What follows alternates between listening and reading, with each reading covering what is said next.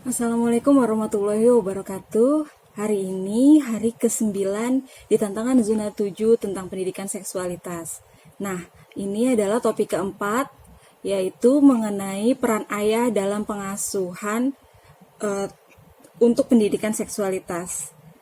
Dan pematerinya itu dari IP Jakarta juga, tapi dari kelompok yang kedua, kelompok 16. Di awal itu materinya dengan puisi tentang ayah. Jadi itu awal-awal pada sedih lah, pada kangen sama ayahnya gitu, sama suaminya juga pengen peluk suami gitu. Nah, di situ dipaparkan tuh di awal gimana sih tentang masalah yang dihadapi. Contoh kasusnya itu ada yang eh, apa namanya seorang anak itu ditinggal ayahnya itu masuk penjara, dan anaknya itu perempuan dan dia itu jadi maskulin gitu, jadi maksudnya jadi seperti pengen jadi laki-laki untuk bisa melindungi ibunya, dan dia tuh akhirnya lama-lama jadi kayak laki-laki, bahkan sampai berhubungan dengan sesama jenis, tapi dia jadi memposisikan diri dia laki-laki gitu ya. Tapi alhamdulillah setelah ayahnya keluar dari penjara dan dia tuh berubah pelan-pelan menjadi sosok wanita kembali, feminitasnya itu jadi bangkit. Nah, itu salah satu pentingnya peran ayah dan begitu besar dampaknya terhadap anak. Sehingga peran seksualitasnya itu pendidikan seksualitasnya itu nggak menyimpang gitu. Anak itu tumbuh sesuai fitrahnya. Fitrah seksualitasnya itu berkembang dengan baik.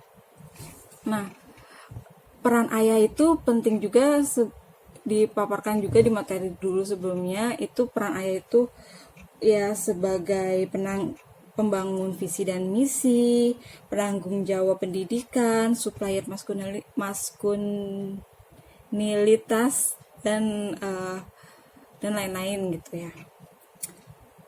Ya, di tantangan ini saya juga jadi berpikir gitu, jadi merenung. Ternyata mungkin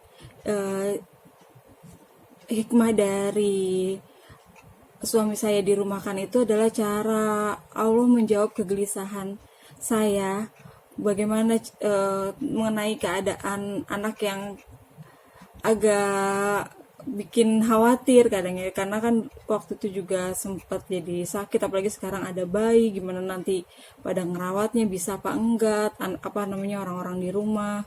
Lalu kegelisahan tentang kakak Dea yang suka ambil-ambil barang orang gitu, suka masukin yang bukan miliknya, itu mungkin juga karena kurangnya kami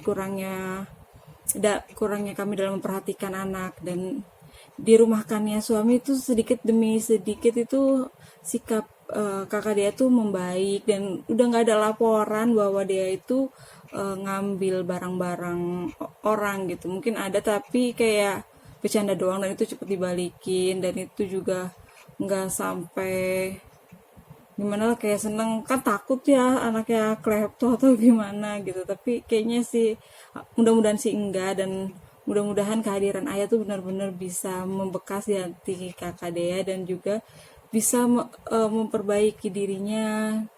Dan juga itu juga pembelajaran untuk ayah, saya, dan juga kakak Dea, dan keberuntungan untuk Mika bisa hadir seorang ayah. Semoga keluarga kami, keluarga teman-teman semua selalu dilindungi Allah Subhanahu wa Ta'ala, diberikan petunjuk bagaimana menjalani kehidupan, dan peran ayah dan peran ibu dapat berjalan beriringan dengan baik.